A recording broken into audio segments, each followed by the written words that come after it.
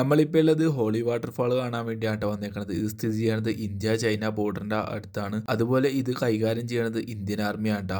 Holy waterfall അല്ലെങ്കിൽ ചുമി കാസ്റ്റ എന്നാണ് ട്ടോ പറയണത്. ചുമി കാസ്റ്റ എന്ന് പറയുന്നത് 108 ജലപാതകൾ എന്നാണ് ട്ടോ പറയണത്. അതുപോലെ തന്നെ നമ്മൾ ഗ്രൂപ്പൊക്കെ ആയിട്ട് വരുമ്പോൾ ഇവിടെ ഒരാളുടെ ഫോൺ മാത്രമേ അകത്തേക്ക് അലൗഡ് ഉള്ളൂ. അതുപോലെ തന്നെ ഉള്ളിലേക്ക് പ്രവേശിക്കുമ്പോൾ നമ്മുടെ കൂടെ ഇന്ത്യൻ ആർമിയിലെ ഒരു പട്ടാളക്കാരനും ഉണ്ടാവും ട്ടോ ഗൈഡായിട്ട്. അദ്ദേഹം ഇവിടുത്തെ ചരിത്രങ്ങളും അതുപോലെ തന്നെ ഇവിടുത്തെ വിശേഷങ്ങളും നമുക്ക് പരിചയപ്പെടുത്തി തരും ട്ടോ. ഇവിടെ മുഴുവനും ടിബറ്റൻ മന്ത്രങ്ങൾ കൊണ്ട് ഇങ്ങനെ കെട്ടിവെച്ചേക്കേണ്ട ചെറിയ ബ്രിഡ്ജും അതുപോലെ തന്നെ ഒഴുകി വരുന്ന മനോഹരമായ വെള്ളച്ചാട്ടങ്ങളാണ് ട്ടാ.